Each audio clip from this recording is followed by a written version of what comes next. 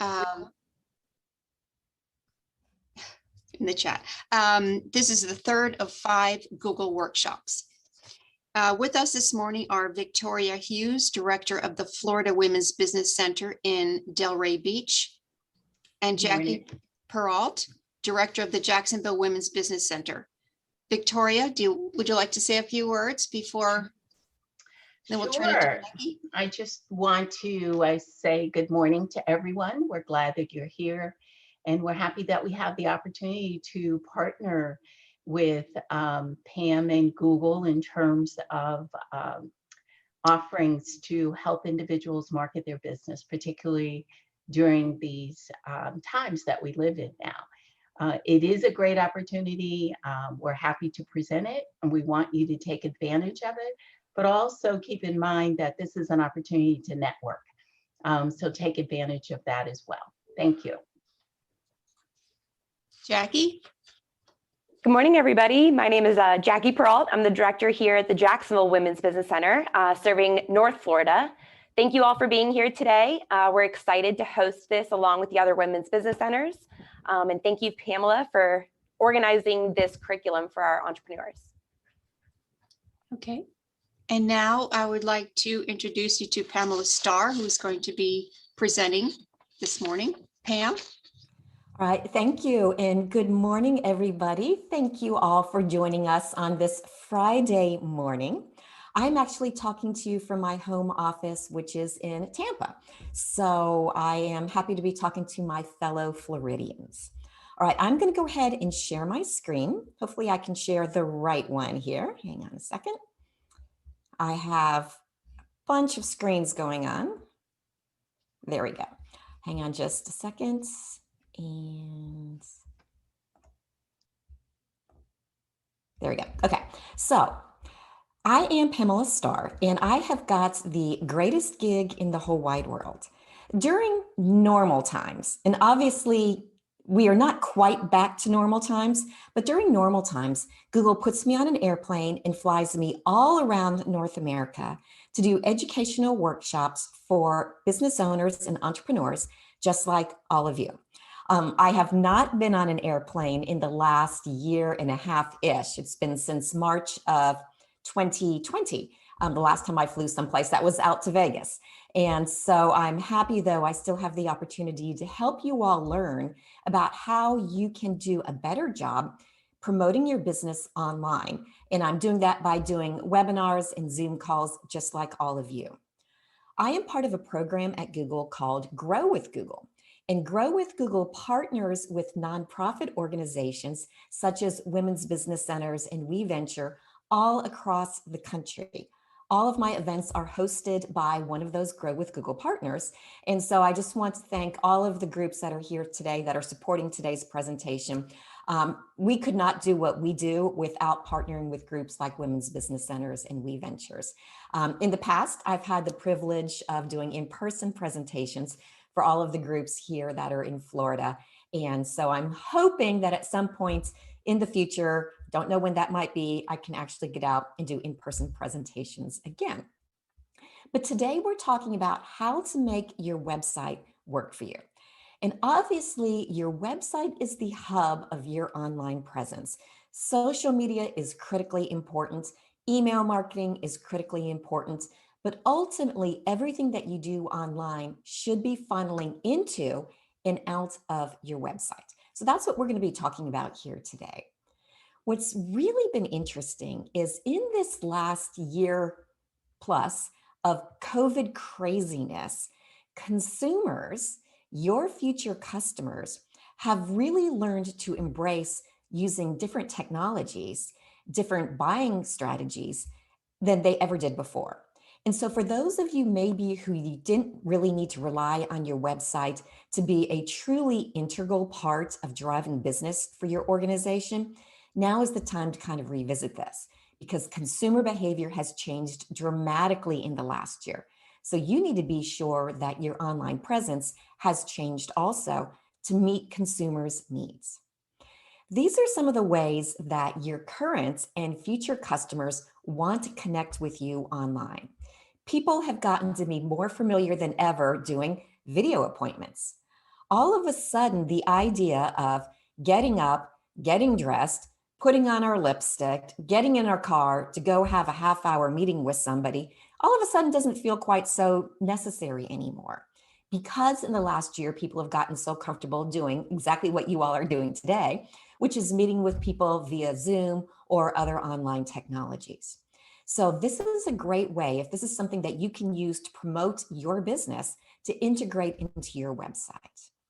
The other thing that people have gotten to be really comfortable with, more so than ever, is shopping with both big and small businesses through their online stores.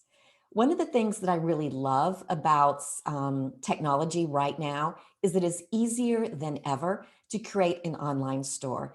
Even if you aren't in the type of business where you would traditionally think of having products to sell, maybe you're in a service business like accounting or bookkeeping. Absolutely, lots of those types of businesses have figured out that they have products and services that they can offer through their online store. And do you know what? Your customers are going to be eager for that information as well. One of the things that many of us have learned to embrace in the last year is contact-free payments. That's Google Pay, Apple Pay, Venmo, and those types of things. So you want to be sure that you're integrating those payment opportunities into your website, because people want to use them. Obviously, we're all familiar with the idea of doing web orders, but also deliveries. This is a trend which is not going to go away. Curbside pickup is here to stay, and people want to see if you have that opportunity, and they want to look for your website on that. The other thing that's been really interesting, kind of one of the silver linings of this crazy world that we were in for the last year or so, is people really have learned to understand that small business owners, just like all of you, these are our friends, these are our neighbors. And we all know that small business owners have had a really hard time in the last year, and people want to support you. So people more than ever before are really comfortable with online fundraisers and also buying gift certificates, not just for products, but also for services that you might have to offer. So these are all different ways I want you to start thinking about when it comes to your website and how it can help your business grow. See if you can integrate some of these different options into your business model and be sure you have them on your website. Now, obviously, if you're not sure how any of those might work with your business model, absolutely reach out to our partners at WeVenture and at the Women's Business Centers, because that's what they're there to do. They are there to help you figure out new ways to make your business thrive in whatever the new world is that we are embarking into. So now is the time definitely to start thinking about what are the different ways you can use your website to connect with people. Now, I know for some of you, if you've been in business for a little while, perhaps you had a website built last year or the year before, or even a couple of years ago, and you may not have touched it. Obviously, I'm not saying this afternoon is what you need to do to update your website, but I want you to start thinking strategically about how can you improve your website to meet the needs of your customers. When it comes to websites, we tend to first think about what does the website look like? And we talk a lot about website design. Now, it's something that is important to understand. Website design, the look of websites, goes through trends. Website design changes from year to year, as just like hairstyle designs change, automotive designs, fashion changes, website designs change as well. One of the trends that we're seeing right now, and I'm not sure if I love this or not, but one of the trends that we're seeing right now is using lots of neutral colors, lots of earth tones, like you can kind of see on your screen in front of you. One of the things that you want to be sure of is you have lots of white space with beautiful photographs on them. A couple of years ago, there was a trend of not doing photographs, instead doing kind of cartoon graphics. And then go back a little bit even further in time, and people were using kind of what I call the Gumby figures, which were kind of computer generated outlines of people that didn't really have any faces, and they were all kind of blue or red or something like that. Hopefully you don't have images like that on your website today, because it is important that your website looks current and it looks modern. Because if your website looks kind of homespun or frumpy, unfortunately, that is going to reflect on your business. For many of your future customers, your website is the front door of your business. Now, as I mentioned, neutral tones are kind of one trend that we're seeing right now. The other trend is one that I kind of call the Instagram look, which tends to be, again, photographs, but having big, bold backgrounds, maybe a beautiful orange background with a picture of a product right in front of it, or with a picture of you right in front of that big, bold background. Personally, I like those a little bit more just because they're a little bit more eye-catching. But depending on what type of business you have, neutrals might make sense, or those bold colors might make sense. Please understand, though, that the look of your website really is important. Now, the other good thing right now is it is easier than ever to build a website using some type of nationally recognized website development tool. And those are things like Wix or Weebly, Squarespace, Shopify. All of those tools have amazing templates that are built in that are designed by professional designers. So you know if you're going to use a template like that, it's going to look good. You don't need to worry about that. Now, the other thing that's important to understand with web design is, yes, the way your website looks is critically important. The other thing that's important too is how is your website built? Now, if you have a website that's maybe 3 or 4 or 5 years old, it probably was built on the top cutting edge technology that was in existence 3, 4, or 5 years ago. But just like you all probably know, cell phone technology updates. And if you are like me, trying to use an old cell phone that I bought 3 years ago, it doesn't run quite as well on today's technology as if I went out and got a brand new cell phone. It's kind of the same thing with websites. So it is a good idea to refresh your website periodically, just so that way you're sure that the back end technology of it is keeping up with Google's algorithms and the technology that's available to people today. Now, again, if you have a website already, if you've built it a couple of years ago, I'm not saying you need to rush out and rebuild your website, but it's something to kind of keep in the back of your mind. If you are in the beginning stage of a business, and if you're just starting to figure out what your website should be like, you're in a great place because you can create a website that's going to be spot on, right where you need to be right now. Just keep in the back of your mind, fast forward 3 or 4 years into the future, you're probably going to want to refresh your website again at that point, just to be sure 3 years from now, you're not using 3 years old technology. When it comes to your website, it's important to think about your website as a salesperson. So if you were to hire a salesperson for your business, you would have certain goals for them. You would have strategies for them to be successful. You would know exactly what you wanted that salesperson to do. The same thing happens with your website. You, the business professional, need to be crystal clear in your own head about when a total complete random stranger, your ideal future customer, lands on your website, what do you want the website to do for your business? I see a lot of small businesses who create websites that really are nothing more than online brochures. And for a lot of people, that's kind of what we do. It's all about, this is about the business. This is about my history. This is why I started the business.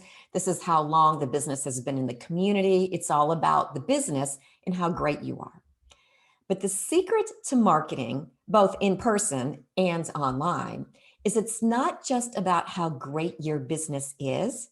It's how great your business can help your customer become. And that's a little bit of a mindset shift for a lot of people. So here is a couple of things that I'm going to be going through in today's webinar that will help you create a great website. A website that's great is goal-oriented. It is well organized. It is obviously useful, not just for you, but for your future customers. It needs to be functional. It needs to be mobile intuitive. It needs to work well on people's mobile devices. And it also needs to be search friendly so people can find it online. And I'm going to go through all 6 of these elements here right now starting with how a great website is goal-oriented.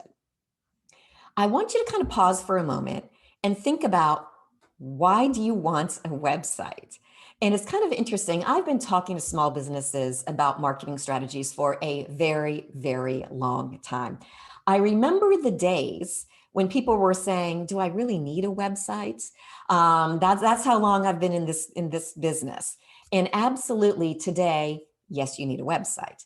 Even if you have the type of business where it's high touch, very personal, and maybe if you get most of your business through referrals, people still want to check you out online. And that's why, yes, you need to have a good website. Sometimes people will tell me that the goal of their website is to build their brand or brand awareness or educate people about my products and services. And that should be kind of like a sub goal. What you want to do is, again, as I mentioned before, think of your website as a salesperson. Even if you don't have products to sell, even if you're selling yourself. So your website could be designed to generate leads. It could be designed to make sales. Obviously, if you have a product or service that people can purchase online. You could have a goal with a website of re-engaging your past customers. As we've talked about already, customer behavior has changed a lot in the last year and a half. And so maybe you had customers that you were working with or helping in the past, you need to re-engage them. For those of you that are just getting started with your business, keep in mind your customers that you have tomorrow, you need to have a strategy in place to keep them engaged with your business. So that way, 6 months from now, next year, they're still going to want to do business with you or refer their friends to you. A goal of a website could be to attract employees. It feels like every place I go right now, there's a sign out there, help wanted. And so if you are in a place with your business where you do need to have employees, you could design a website designed around that. For almost all type of businesses out there, you could have a website that provides support to your customers or frequently asked questions. That way people can go to your website, get the information they need about your business, so that way they'll feel more confident making the next step of engagement with you, which might be buying your product online, or it might be scheduling a time to talk with you a little bit more about your services. And so you really need to have a goal for your website. So that way, then at the ends of whatever time period it is, maybe the end of this year, you can look back and say, did my website help my business grow? Yes or no? So keep that in mind. The goal of your website is critically important. So let's talk just a little bit about goals. For any of you who have a corporate background like I do, or if you've been really involved in the nonprofits or entrepreneurial backgrounds, you may have heard people talk about SMART goals. A SMART goal is specific, measurable, attainable, relevant, and time sensitive. Grow my business, sell more stuff, make more money. Those are not what we would call SMART goals. And yes, I get it. You have a business because for the most part, you want to generate revenue. You want to generate income for yourself. For those of you that have nonprofits, you want to have a nonprofit so that way you can help more people. And that may be your overall goal for why you get up and focus on your organization every day. But it's really critical to start thinking very specifically about the goals for your website. So book more appointments isn't necessarily what we would consider to be a SMART goal. A SMART goal could be, with my website, maybe I'm going to make some changes to my website in the month of July.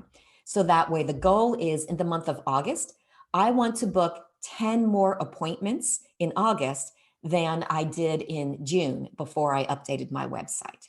That is what we would consider to be a SMART goal. It's specific. I want to book 10 more appointments in August than in June. It's attainable. 10 for many people might be something that you can achieve depending on what your business is. It's relevance if you have the type of business where somebody needs to book an appointment with you before you can generate some revenue with them. And it's time sensitive, August compared to June. So those are the types of things that you need to be thinking about for your website. And I'm going to guess that my friends at the Women's Business Center and We Venture are probably thinking, yes, these are absolutely the types of goals you should have for your overall organization for everything that you're trying to achieve. It's important to think about for your website, how are you going to measure the success of your website? Now, we talked about how you need to have goals. You need to have a mechanism in place to measure them. One of the things that you need to keep in mind when it comes to marketing is you are not truly marketing if you're not measuring. There's something that we used to call spray and pray marketing, which is I'm just going to throw a bunch of stuff at the wall and hope something happens. That's not necessarily true strategic marketing. And so the things that you can measure that come through your website are online sales. I think that's a fairly simple one for people to understand if you have something that you can sell through your website. For those of you that don't sell things from your website, you can measure the number of people perhaps who fill out some type of form.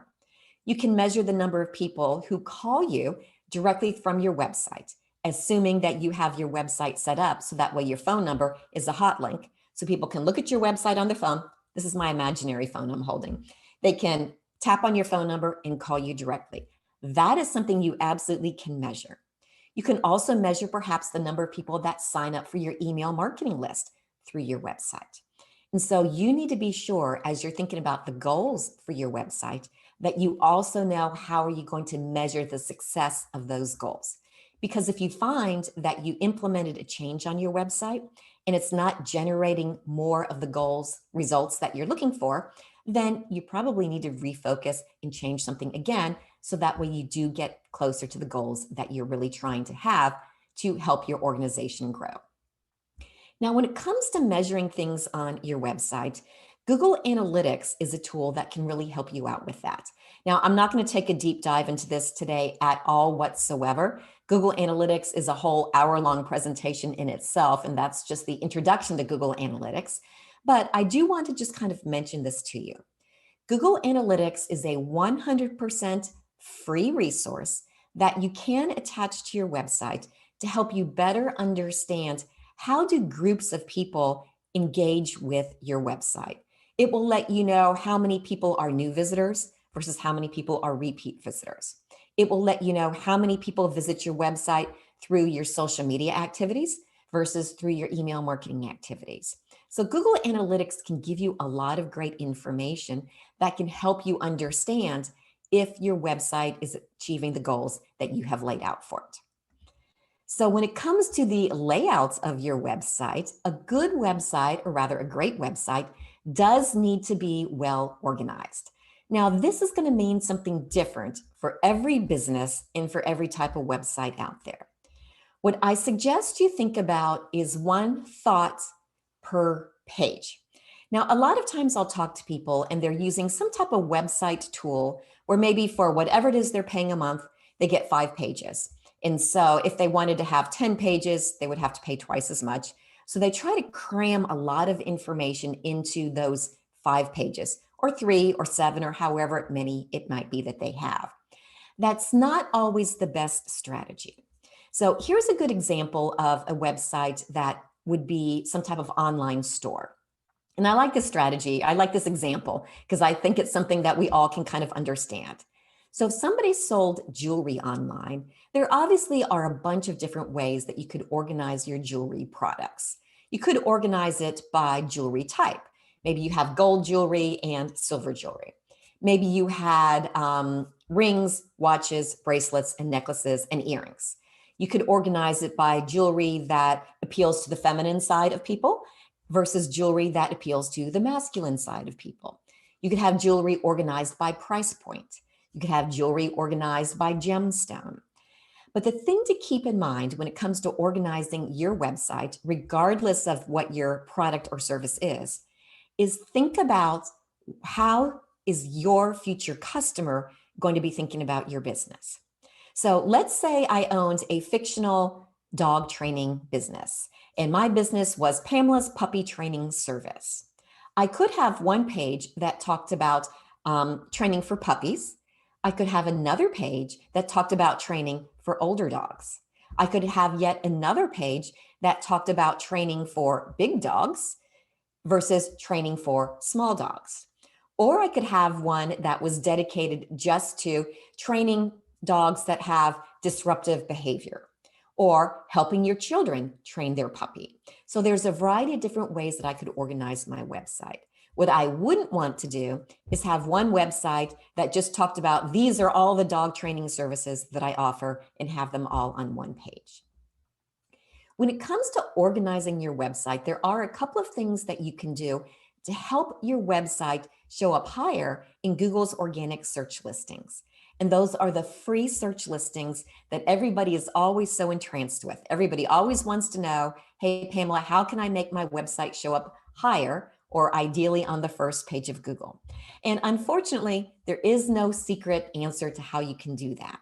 And I'm going to be talking a little bit about some strategies towards the end of today's presentation. But you do want to be sure that the different pages on your website have short descriptive names. So for my fictional business, if I had a page that talked just about puppy training services, I would want to call that page Puppy Training, not something like services or classes.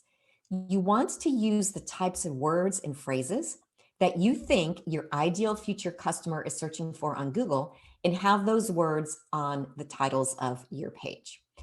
The most important information about your website needs to be on the main navigation of your website. And those are those drop-down menus that you're probably used to looking at on other people's websites. And so just be sure that you keep the most important information easy for people to find.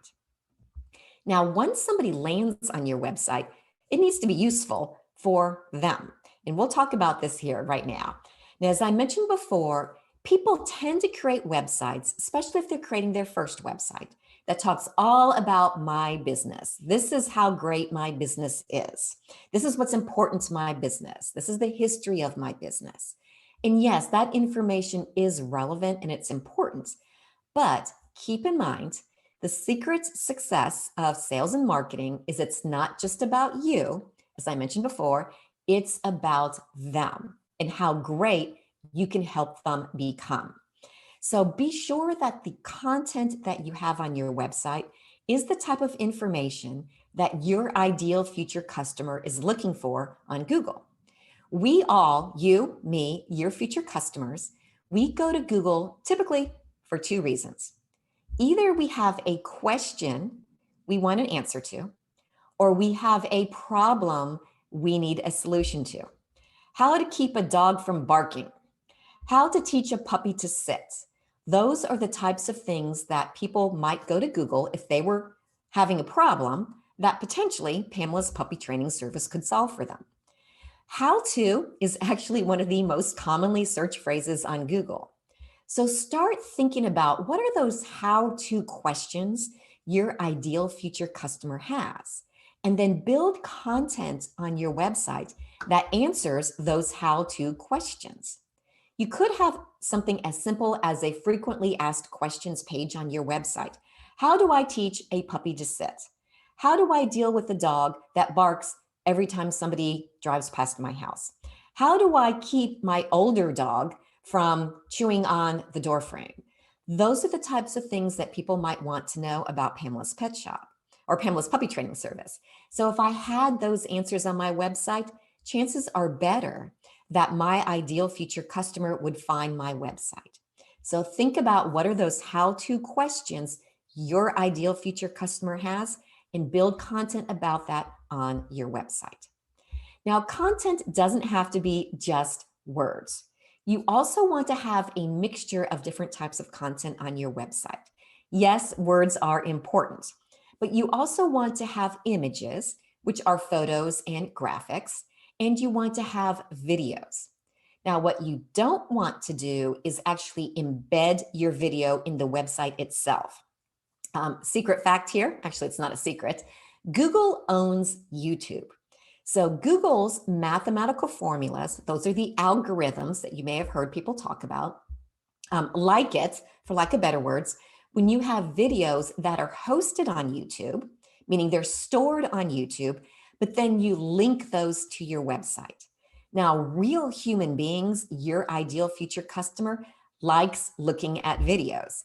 So see if there are videos that you can create, have them on your website, host them on YouTube, but that gives people an opportunity to get to know the flavor of your business. Even if it's as basic as a quick little introduction of you talking about your business and how you help other people become better. So that's the secret of that testimonial or that introductory type video. And I've got a whole nother presentation where we talk just about YouTube. Now, once people land on your website, obviously there needs to be information on there that they can absorb. That's the text, those are pictures, those are videos that they can watch. But your website also really needs to be useful. Now, when it comes to websites, I mentioned before that there are algorithms, which are mathematical formulas that Google uses to determine how high or how low your website might show up for any given person. One of those things that goes into those mathematical formulas that determines that ranking is how long do people stay on your website, and do they interact with your website in some shape or fashion? One of the things that I suggest you start thinking about is adding what we call functionality to your website. Now, that's kind of a mushy word, but the way that I like to describe functionality is gives people something to actually do when they land on your website. Now, it could be maybe as simple as you have a search bar on your website. If you have maybe products that you sell, or maybe you offer a variety of services, you could have that search bar and people can type in how to teach a puppy not to chew on the carpet. And so then if you had an article on your website about how to teach your puppy not to chew on the carpet, people can search for that and they could land on that page on your website. You've given people something to do. If you have some type of form you can ask people to fill out, that gives people something to do. Even if you have something as basic as a 3-question little poll on your website, what's your biggest concern with your new puppy? I'm concerned about teaching it how to not bark. I'm concerned about teaching it to walk well on a leash. I'm concerned to teach it to be gentle with my baby. And then, fill out this quick little poll. And then at the end of filling out the poll, you can see, 75% of people were also concerned about the same thing. You can do something with that information if you need to, or you can just have that type of poll on your website simply because that adds functionality to it. It keeps that person that visits your website engaged with your website. It keeps them interested in your website. And the longer that person stays on your website, the more they play around and click on different links on your website, the better it is going to be for your overall website rankings. Any type of online tool you can have on your website is absolutely going to help with the functionality. One of the other examples that I like to use are people in the real estate and the mortgage business are really great about having calculators on their website. And those are like home affordability calculators. If you only have $750 a month to pay for your mortgage, how much of a house can you buy? Or if you've fallen in love with this beautiful $750,000 house, what will your mortgage payment be? And you fill out that calculator and you think, maybe I need to fall in love with a different type of house. But those types of calculators are tools that help people stay engaged with those websites. For Pamela's Pet Shop, obviously it wouldn't make sense for me to have a mortgage calculator on my fictional website, or not Pamela's Pet Shop, Pamela's puppy training service. Maybe what I could have is a calculator on there of how much food should you feed your growing puppy? Well, type in how much does your puppy weigh today? What type of puppy is it? And then we'll let you know this is how much food you should feed your puppy today. But don't forget, you need to check back next month because as your puppy grows, it's going to need more food. So just think about those types of tools you can have on your website to keep people engaged, because the more engaged they are with your website, the more likely they're going to be to want to use your business. Now, here's a couple of other examples of businesses that you wouldn't necessarily think would have a lot of engagement on their websites. The first, I'm one slide ahead. When it comes to functionality, think about, you want to be sure, obviously, anything you have on your website needs to be useful for your future customer. Anytime you have forms on there, be sure you're keeping the forms short. It's a great idea to have forms, but the more information you ask for, the less likely you are to actually get any information. So keep those forms short. If you do have some type of checkout process where people can buy things, make it easy. And I'm going to talk a little bit more about checkout in a couple of minutes. Now, when Google created this presentation and they delivered it to me and said, Pamela, we want you to present this presentation, on the don'ts thing here, Google said, don't have automated pop-ups. Now, I actually changed this. Don't tell Google I changed the presentation. What I suggest you do is think carefully about having automated pop-ups. Yes, automated pop-ups can be really annoying. However, in certain situations, automated pop-ups can be beneficial. What you want to be sure of is don't have a website. I was looking at a big national brand the other day, and the chat thing kept popping up. Let us know if you have a question. Let us know you have a question. And it was like, I don't have a question. You're annoying me. But if you have a pop-up, maybe that once somebody spends, say, 30 seconds on your website, if you've got products or services, maybe you can have a pop-up that says, sign up for an email newsletter and we'll email you a coupon. Something like that can be a very strategic marketing strategy for your business. What you do want to also be careful about is, I mentioned before, it's a great idea to have videos on your website. What you don't want to do is have videos where the audio automatically plays the moment somebody lands on that page on your website. Your future customer might be looking at your website when they're at work and their boss is around the corner, or their coworkers or their employees, or they may be looking at the website at home. Maybe they're looking for something for a gift for their children. What you don't want them to do is have a video that pops up and says, hey, we can do, birthday parties for kids, because then people will be startled and they'll just automatically close your website. You want to be sure, as you're talking about functionality and calculators and polls and forms, don't kind of over-engineer your website and have so much of that functionality on your website that you're disrupting the user experience. Ultimately, you want a website that is easy and helpful for your future customer and encourages them to get to know you better. You don't want to kind of over-engineer that. Some people do, so just be kind of careful about that. All right, now this is the slide where I'm going to give you a couple of examples of functionality for types of businesses that you may not necessarily think of when it comes to functionality on their website. In the first scenario, let's say you run a shoe repair business. That's something we're probably all familiar with to some degree or another. The buckle on my sandals broke. I take it down to the shoe person. They tell me how much it's going to be. I'm always caught off guard. It's like, seriously, that much to sew on a new buckle? And then away we go. So that shoe repair business could have a website with a form on it which says, take a picture of your shoe, email it to us. We'll get right back to you, let you know if we can fix it at all, how much it will cost, and how long it will take. That would encourage people to feel confident that shoe repair business is the right choice for them.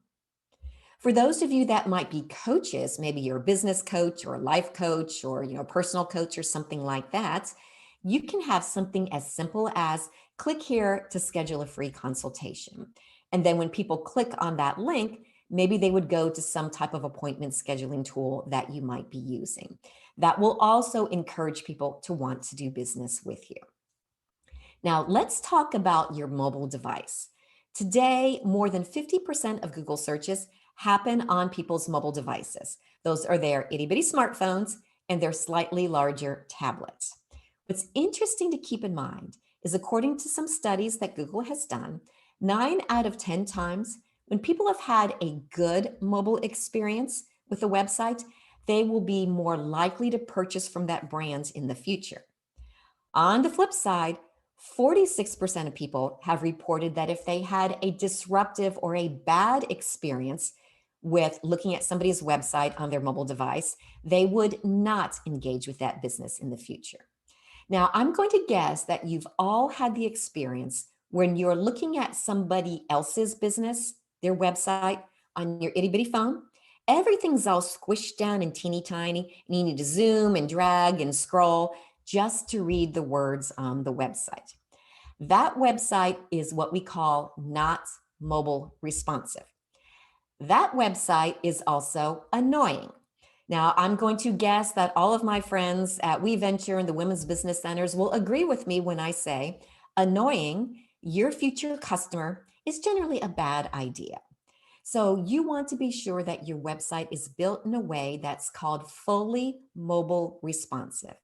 And that means no matter what tool people are using to look at your website is going to look good. Now, for those of you that are just starting your business, if you've built a website in the last year or two, or if you're just embarking on the phase of getting ready to build your website, the good news is if you're using one of those well-known national brand website development tools, again, those are things like Wix, Weebly, Squarespace, Shopify. If you're GoDaddy has some. If you're using one of those tools, chances are good that it is built from the ground up in a way that is fully mobile responsive. You don't need to worry about that. Where you do need to worry is if you have, a friend or family member or a neighbor who builds their own websites and kind of likes to build things from the ground up themselves and says, oh, don't pay the, $20 a month, I'll build one for you. Sometimes those websites are not built in a way that is fully mobile responsive. So just keep that in mind if you're exploring different ways to have a website built.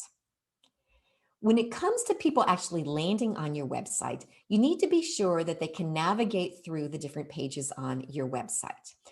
Keep in mind that people aren't likely to read every single word on your website. You want to have the most important information on the top half of every page of your website. Because, believe it or not, scrolling down to the bottom of your website, that takes a lot of effort. People don't like to do that. So whatever call to action you have on your website should absolutely be at the top of virtually every page of your website. And that call to action is simply, what do you want somebody to do when they land on your website? Call us now, click here to schedule an appointment, fill out this consultation request form, sign up for my email newsletter so you can get a coupon, visit our physical location. Those are the calls to action. It needs to be at the top of your website. You also need to be sure that your website is designed in a way so that way it's easy for people to scan and easy for people to tap on. You want to have lots of white space. Keep in mind, your future customer might be looking at your website on her phone when she's standing in line at Publix. So you want to be sure that it's easy for her to understand, or him, to understand what your website is all about, and easy for them to take that important action that will lead them to the next stage in that business relationship with you. If you have checkout on your website, again, you need to make it easy for people to buy your stuff. And that one of the most important things is you want to be sure that you are enabling what we call digital wallets. And digital wallets are things like Google Pay, Apple Pay, Venmo, PayPal. Depending on how you have your website set up, you may even be able to allow people to pay for your products and services using their Amazon account. Don't make people have to put down their phone or step away from their computer, go to the other room, get their wallet, scroll through, get their credit card, go back to your computer, type in their credit card number. Oh no, I made a typo. Don't make it hard for people to give you their money. Now, I know that some of those digital wallets that I mentioned might charge you a little bit more of a higher percentage or a higher transaction fee than others. And so you might be reluctant to take some of those digital wallets just because you don't want to sacrifice an extra percentage or two. Keep in mind, though, you're better off getting 96% of a sale than 0% of a sale. Make it as easy as possible for people to give you their money. Now, this part here of this presentation that I'm going to go into is how you can create a website that is going to be easy for your ideal future customer to find when they're searching for information on Google. And this is typically what everybody always wants me to tell them when they find out that I speak for.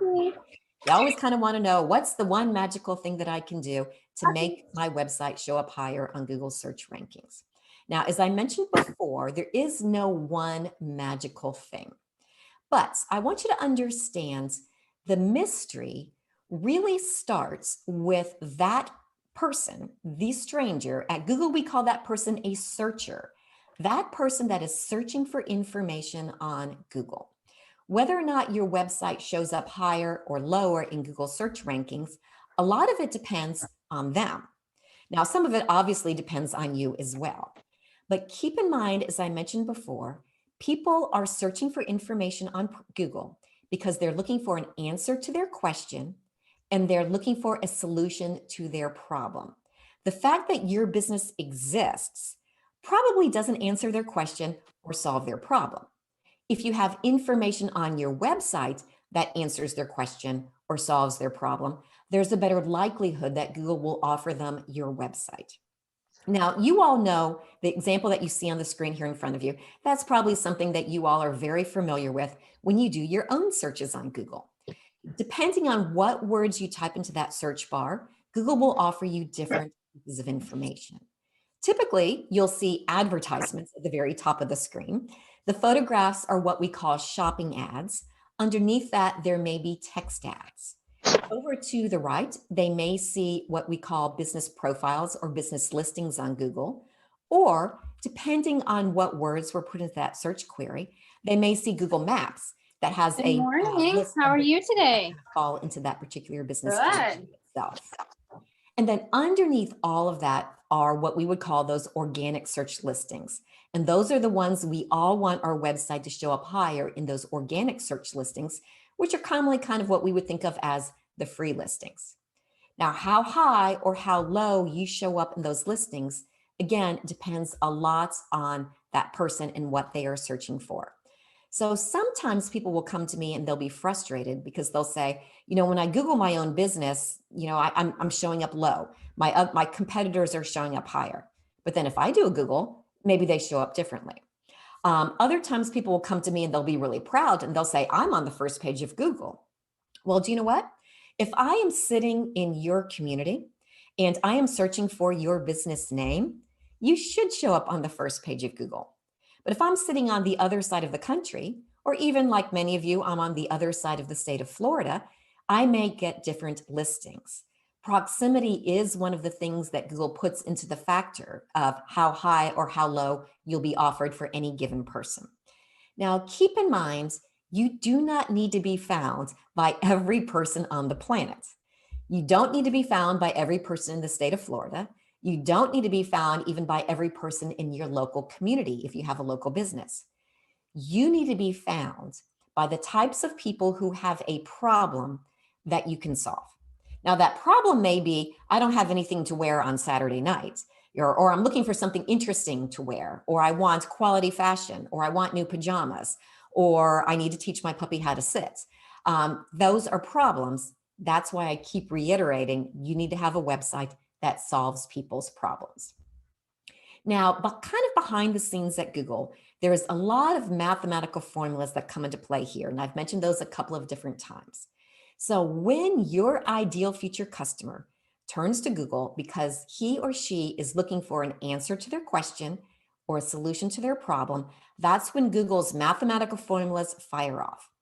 You may have heard people talk about web crawlers or spiders.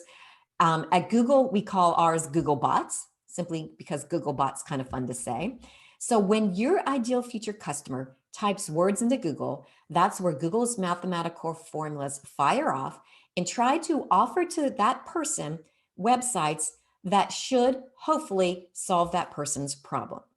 And so that's something that's important to understand. There are more than 200 different factors that go into determining whether or not your website is going to be offered to that person on page 1, or if your website is going to be offered to that person on page 5, or maybe not at all.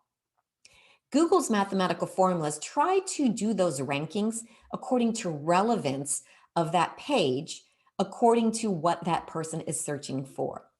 So if I was to land in your community, and if I was looking for something like taco restaurants near me, if there was a Mexican restaurant that somehow never used the word taco on their website, Google might not offer me that Mexican restaurant's website, even if they did have tacos as one of their menu items, because I was looking for a taco restaurant, not necessarily a Mexican restaurant. So that's just kind of important to understand how that mathematical formula works. There are some things that you can do to your website to help improve the likelihood that your website will show up higher in Google's organic search listings. As I mentioned just a moment ago, there are more than 200 different factors that go into those mathematical formulas, but these are some of the most important things that are important to Google right now. Google does change those mathematical formulas on an ongoing basis. Google doesn't do that just to annoy you, although sometimes it feels a little bit annoying. Google makes changes to their algorithms because consumer search behavior changes over the course of time.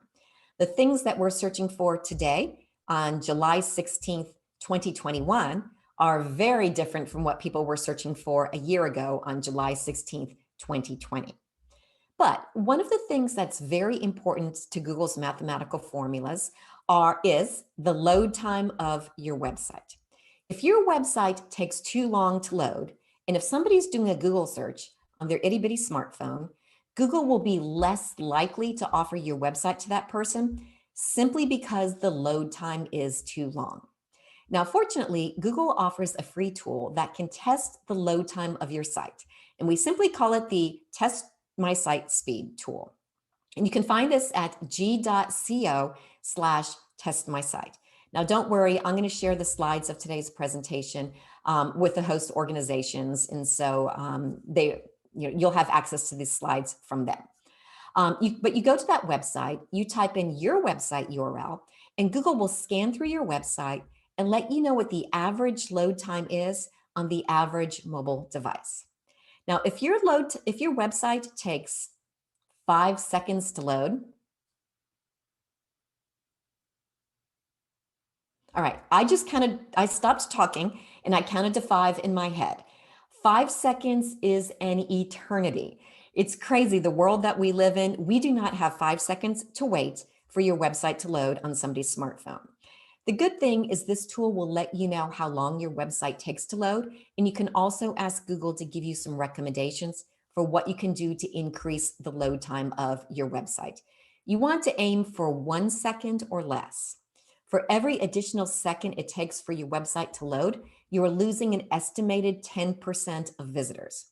So if it takes 5 extra seconds to load, you're losing maybe as much as half of your future visitors.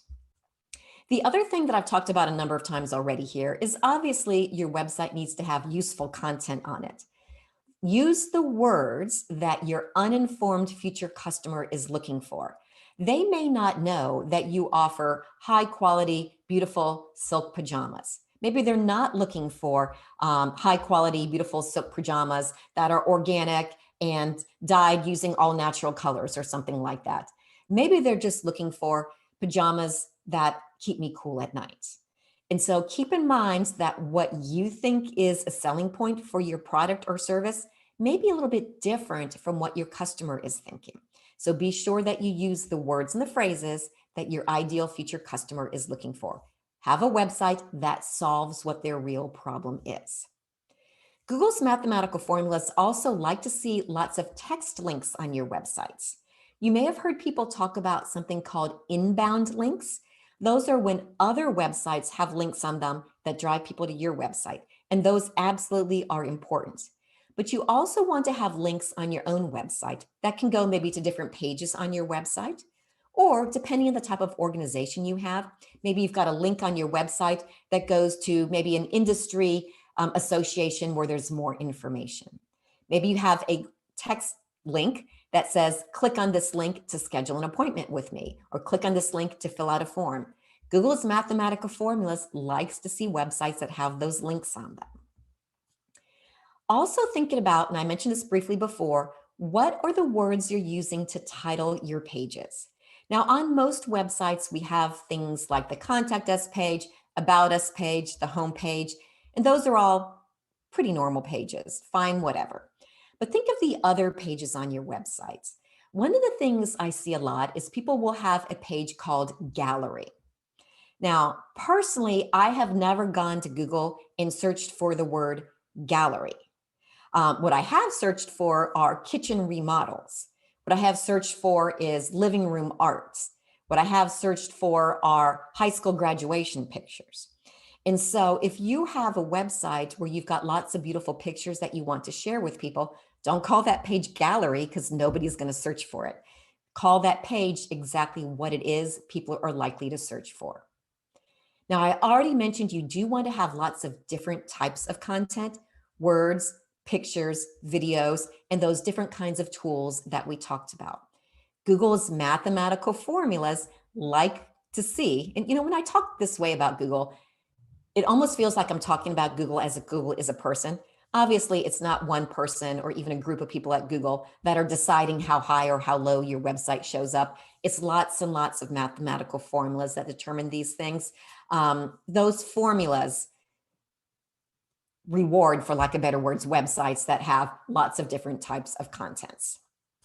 You do need to be sure that your website works well on all devices, again, meaning smartphones, tablets, as well as Apple devices and PCs. And it also does need to work well in all browsers, not just Google Chrome. It needs to work well in Safari and those other tools as well. Now I'm winding down here, so if I know that people have been typing things into the chat. I haven't been keeping my eye on it, but I will pop into it here in just a couple of minutes to see if there's any other specific questions you all have for me. But keep in mind, your website is the hub of your online presence, certainly your online presence with Google.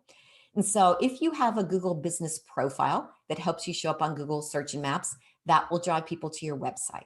If you have a YouTube presence, which is something many of you may be interested in, that should drive people to your website. Obviously, strangers are going to go to Google and they're going to search for answers to their questions. That should drive people to your website. And sometimes people come to me and they're like, Pamela, I just want to be more proactive about attracting people to my website. How can I do that? If that's the case for you, Google Ads may be something that you might be interested in, because that's another great tool that can drive people to your website. What I'm not showing on the screen here is, of course, all of your social media activities also should be designed to help drive people to your website. Now, I know I have given you a ton of information and lots of things to think about. I don't want you to feel overwhelmed. The good news is Grow with Google has got an amazing website that has got all kinds of free information on there.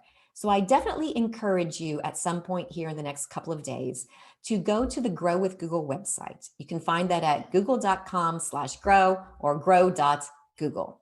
There is all kinds of information on there for small businesses and nonprofits, as well as information on there for other groups of people, such as teachers and students and developers and that type of thing.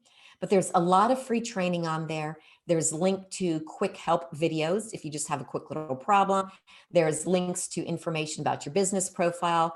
There is quick and easy training. There's much more in-depth training. There's even some certification programs on there if that's something that you want to get involved in.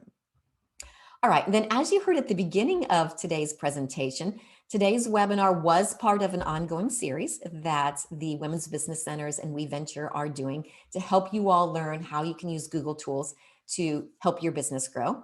Next month, I'm going to be back with you all on August 20th, talking about how you can use YouTube to grow your business. So please be on the lookout for information from your local organization about how you can register for next month's presentation. YouTube is a fun topic to talk about, and I would love to see you all back online with me learning a little bit more about YouTube. So that takes me to the end of my conversation here.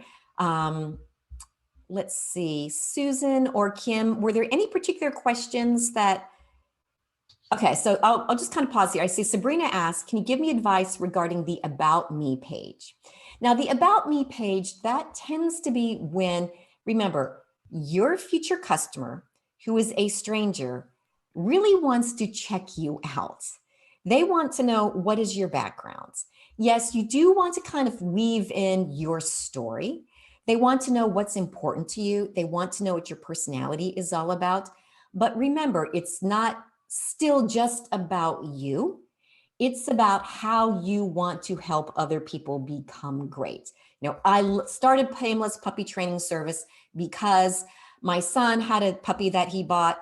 He always wanted me to puppy sit. The puppy was out of control. I didn't want to sit and watch the puppy anymore. And I realized that so many people are really struggling with learning how to train their puppy. And I wanted to train puppies so that way parents would be happy to take care of their kids' dogs or something along those lines. Be sure that your question is all about how you can help them be better. So that's a little bit more information. All right, see, Renee is asking a little bit more about the Google Business Profile. That's a whole nother presentation that I have. You can absolutely get more information about the business profile if that's important to you, Renee, right now, at the Grow with Google website.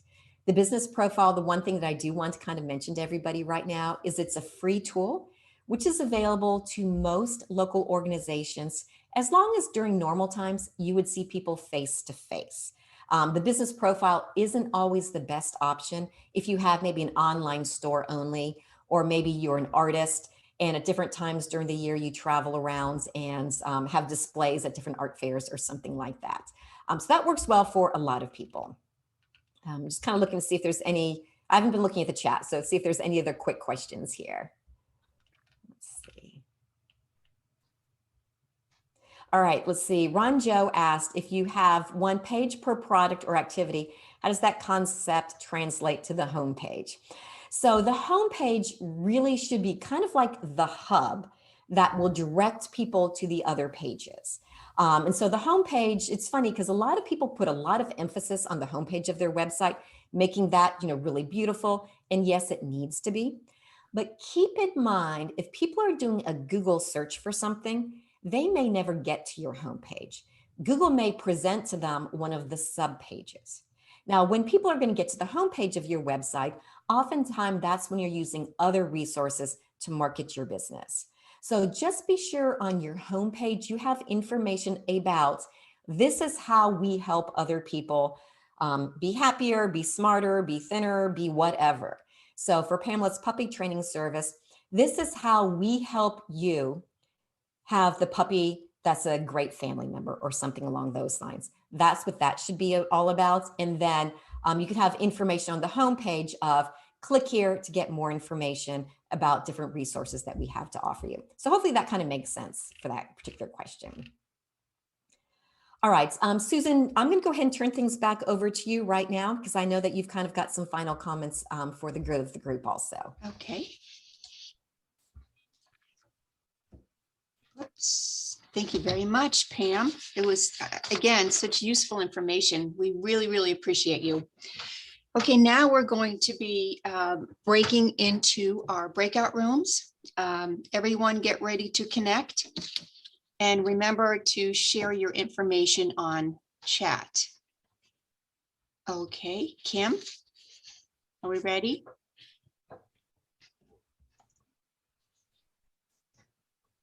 So we're opening up the breakout rooms, and if it asks you to join, please join.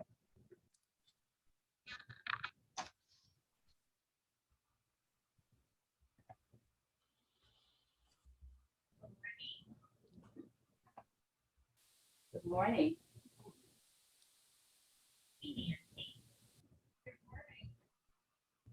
Hi.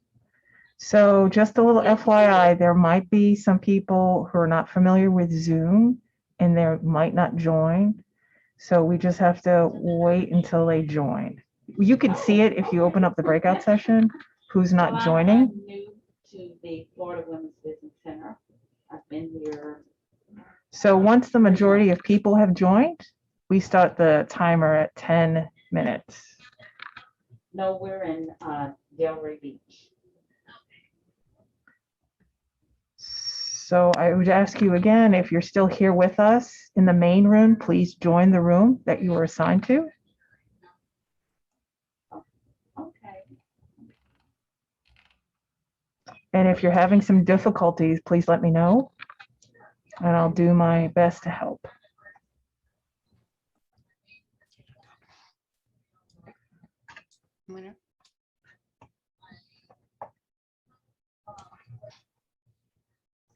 Lisa, are you okay? Have you joined your room? Okay. What about Renee? Renee. And then Miss Walker, are you all right? And Quentin? Quentin is with us, Okay. so he should be good. Oh, okay. Miss Walker? Administrative assistant. Lisa Thompson, are you okay? Okay. All right, so it seems the majority of people are in their rooms. So we can just start the timer for 10 minutes.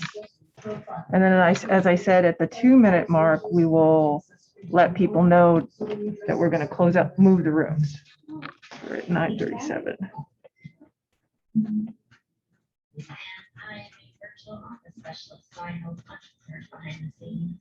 So we'll send out that broadcast message at 9:45.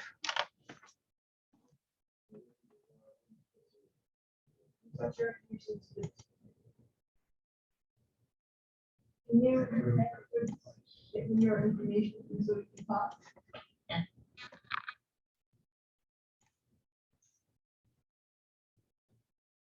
Jennifer, what, do you have any idea of what they wanted us to do in the breakout? No, I don't. And I didn't know I was gonna be in one. You want to network, Minerva? You want to network? I'm just networking. Kim said just networking. Okay. Okay. That was wonderful information, really very helpful. Yeah, that's very interesting. I didn't know Google was so involved.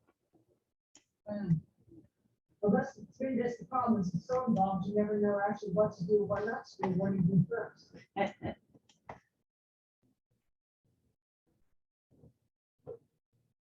Una, do you have a website currently? I do. And it's funny because I got on a few minutes late, my computer didn't want to boot up this morning, it was doing something on Zoom, but anyway, Susan? one of the first things. Susan? Yes. Okay, so do you see, if you open up the breakout room, do you see broadcast message to all? Yes, I do. So at 9:45, what we usually do is, okay, everyone, we're gonna switch rooms in 2 minutes. This is your warning. Okay. And so that gets broadcast up top, I believe, to like all the rooms. Okay. And then at 9:47, About I'll just manage it. I'll just switch the rooms, switch everybody over. How do you do that though? Because you're teaching me here. Sure, it's a challenge, but if you would open up the breakout rooms, right? And room number 1, if you highlight the first person's name, Alexandra Hunter, it Mhm. says move to. So you would have to do it manually. So you know what? Since we're kind of under the gun here, I'll take care of this. But maybe in the future, what really helps is just practice. Okay, so how are you going to move her? Where are you going to put her, for example? For example, I'll just switch rooms. There's not really a science to it. So I'm I just going to put her in 2, put everybody there in 2 and everybody in 2 and 3. just switch it around, just do the best I can. Okay. So I'll take care of that. But yeah, in the future, what really helps, like Zoom offers some free classes and just like practice. Like we have a Zoom breakout on Wednesdays, so we do that every Wednesday. So but Okay. don't worry about it. I got it this time. Thank you very much. Oh yeah, so like at 9:45, if you just type out that message and I'll take it from there. Okay.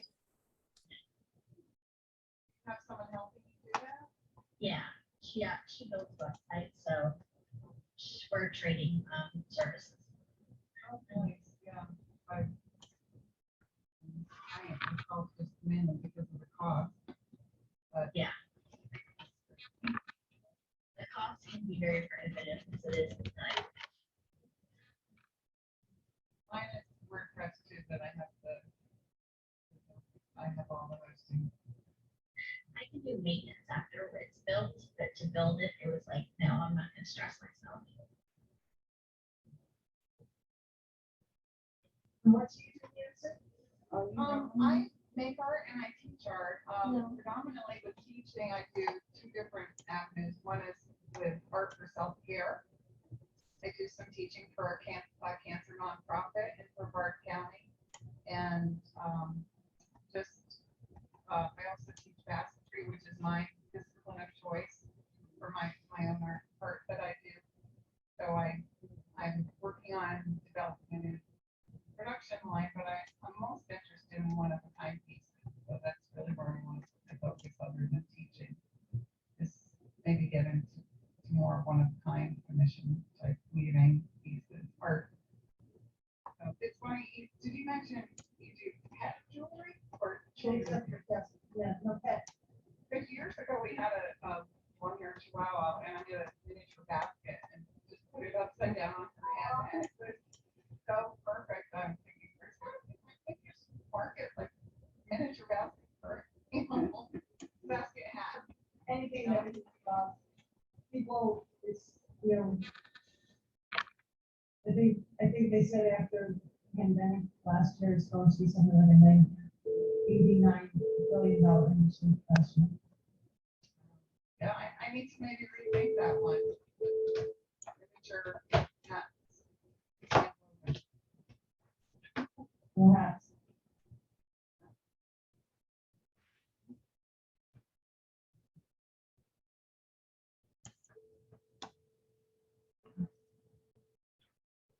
Do you have any ideas for starting up a website on it?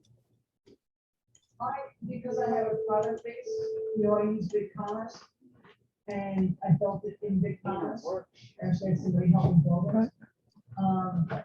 But their platform is relatively easy. I find it easy, but I'm just trying to start. Susan? Shopify. Yes. Yeah, what was that message? Did you type that up? BigCommerce and Shopify. Where'd it go? I didn't see any message. Oh, because there was a message that flashed through. I did not see it.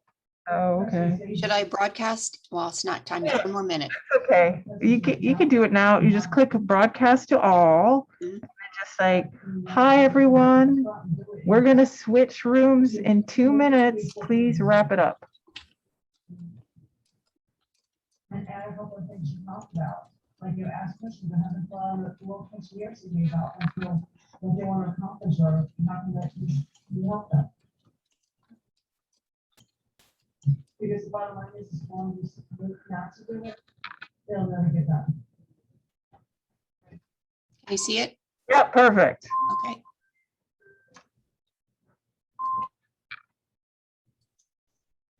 So that's just my recommendation.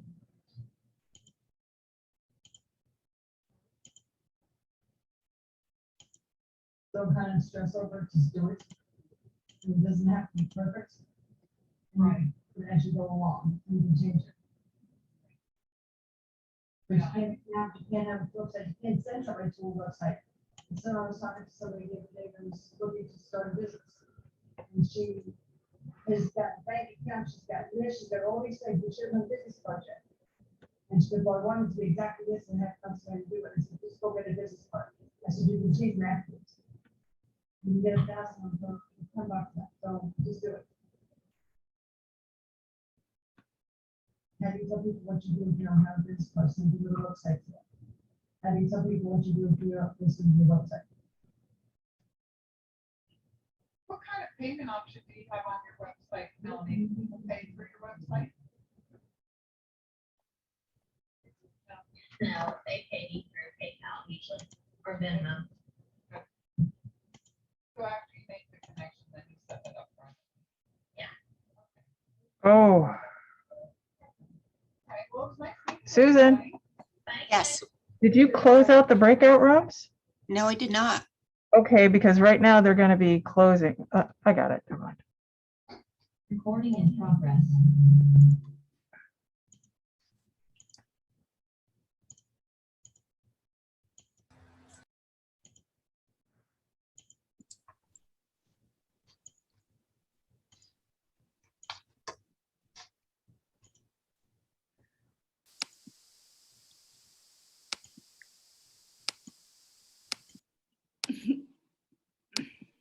Hello, everybody.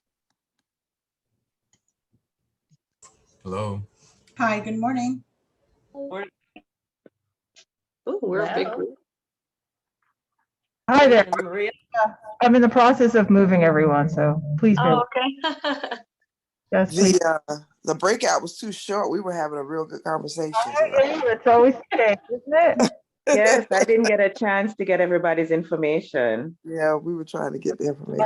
You know what? You can put it in the chat right now, and we can. If you save the chat, you'll get your person's information. Oh, okay. Yes, I just put my business information in contact. I guess I should put my email address. It was very short.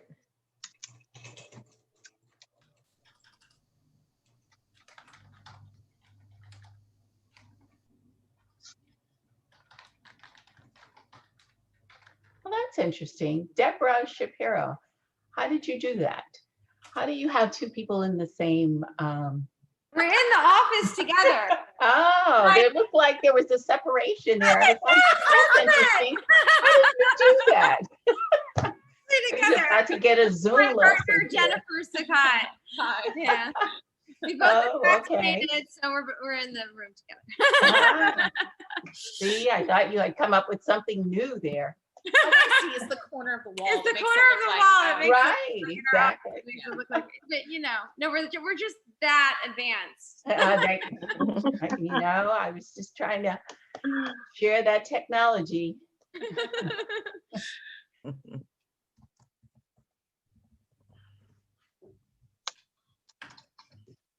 So I don't know whether we're having technical difficulties or not, but.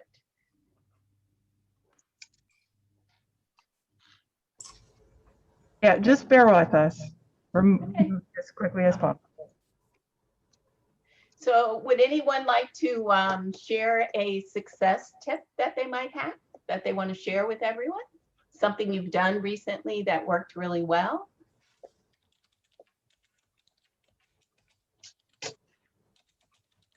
Wow. We just got WeBank certified, which was actually really great. Like going through the certification process takes a really long time, but being certified does help open up like to other companies and visibility and that kind of stuff. So highly recommend going and getting the women-owned business certification. Really. Oh, great, great. And you said it takes a really long time. What's a really long time? About 6 months. 3 to 6 months. 6 months. That's a really long time. Yeah, it normally takes 3 months, but they're really backed up. But so they've had a lot of people asking for certifications, et cetera. And like we're a marketing intelligence firm. We do branding and website design and email marketing. And so just, now we're actually working with them and helping the Florida branch with their website and everything. So it's just been really great. And it's a great network of women as well. So great, great. So you became WOSB certified, women-owned small business with the federal government, and you used WeBank. Yeah, they do it simultaneously for you. So it's a separate certification. It's a private certification they do, but simultaneously they'll have you certified on SamGov. So you're also registered federally as a woman-owned business. Okay, great, great. Hi, Mona.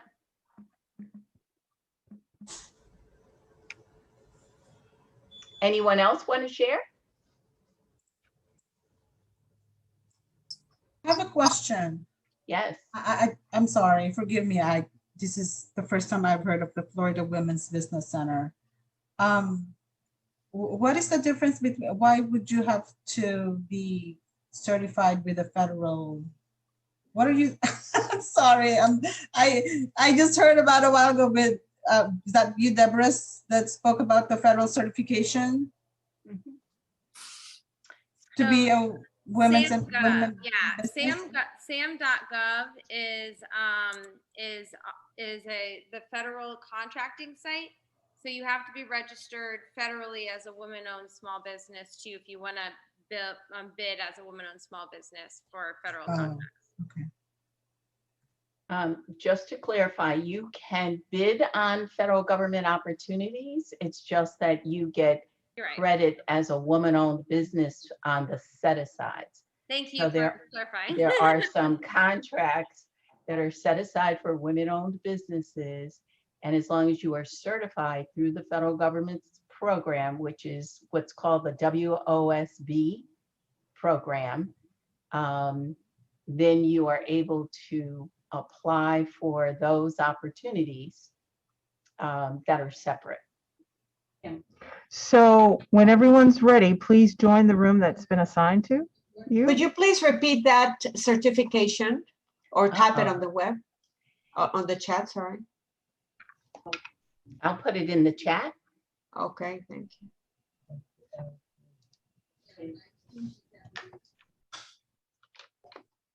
When you have a moment, please join the room that's been assigned to you.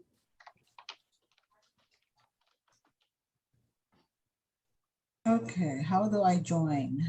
Record, join breakout room, okay. Morning.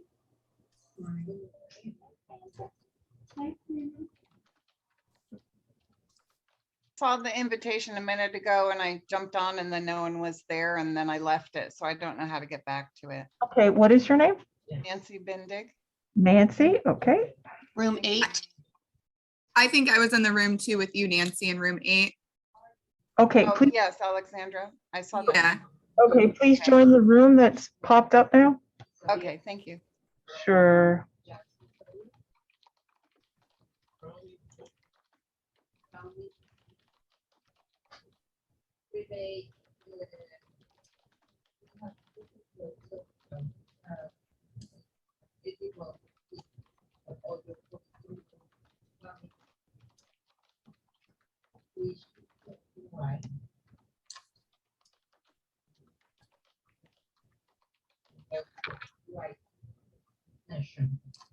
Is it called?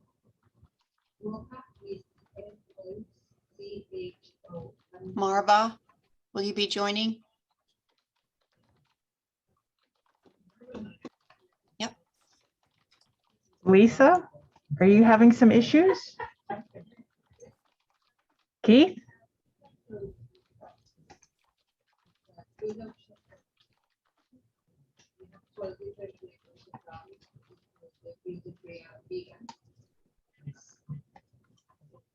Are you a client from or affiliated with the, did you say Jacksonville?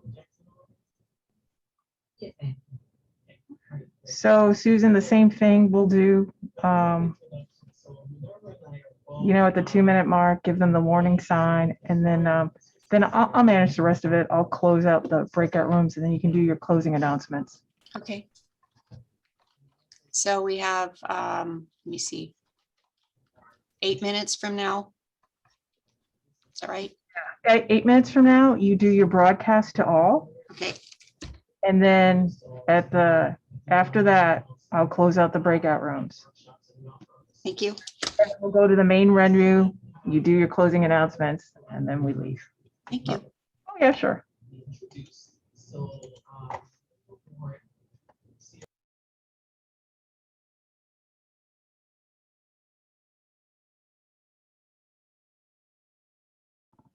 Good job, ladies.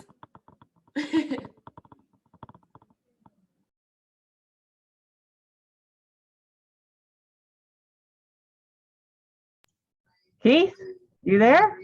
Hi, Kim. This is Marva. Was I assigned to a room? You are. You know what? I'm going to move you into another room. Let's see. I'm going to move you into room 1. And then do you see that? You should accept it. Yes, I see it. Okay. Okay. I'll do. Keith, are you there? Okay.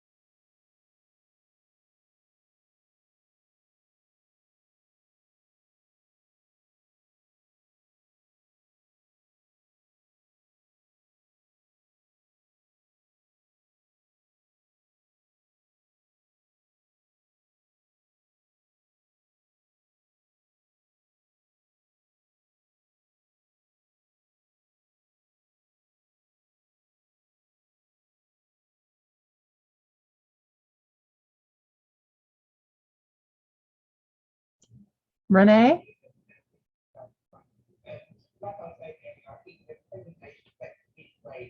Renee? Did you want to join a room? Okay.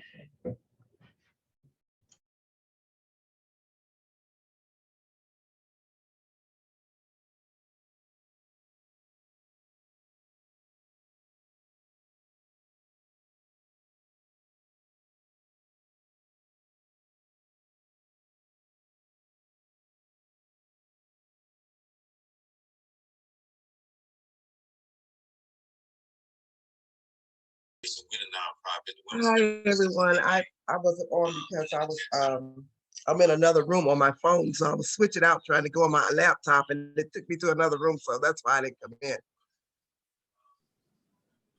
You are all good. I'm guilty of doing that too. So I was like, Multiple I'm devices. I'm in room 10, so it's taking me to room 2. I'm like, no, I don't want to go to the room 2. I'm in room 10. I don't want to do that. You all good.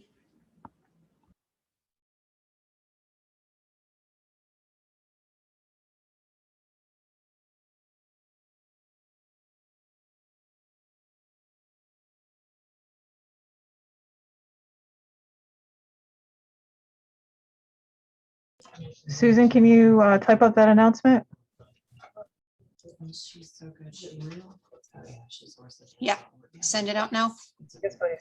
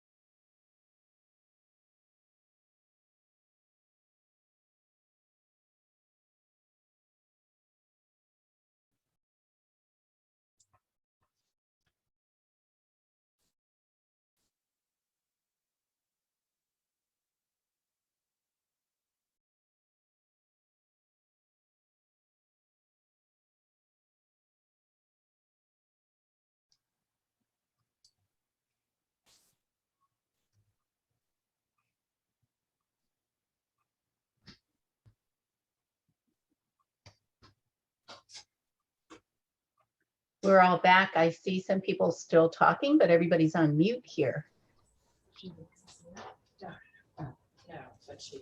I hope you all made some great connections. Yes, indeed. Love the break rooms. Yes, it's a good idea. Okay.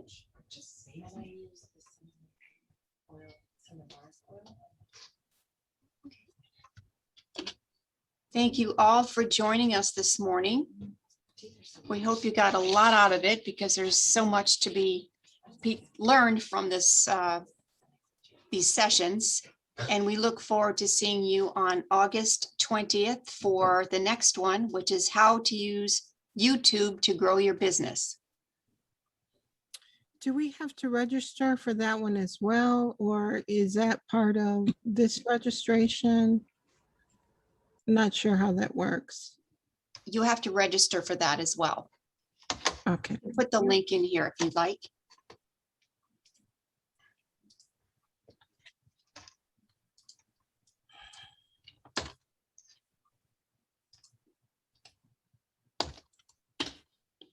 There it is.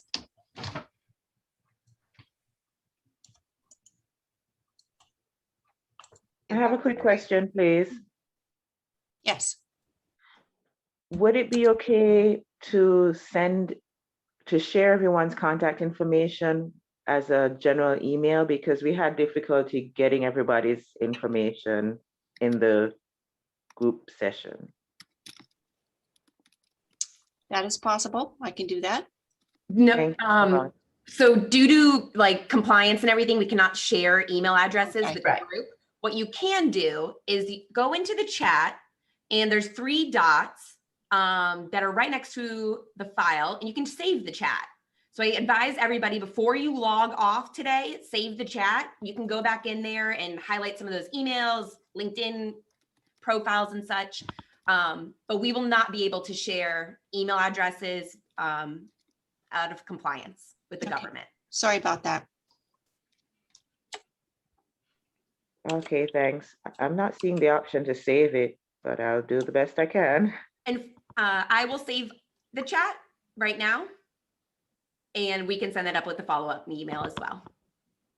Okay, thank you. You're welcome. I'm trying to make it as easy as possible for everybody. With that, I will say thank you very much, everybody. Happy Friday. I hope this was a great way to join and start your morning. For those of you who have not joined the past sessions, thank you for working with us through this. Part of this model is that we're really building our state of Florida.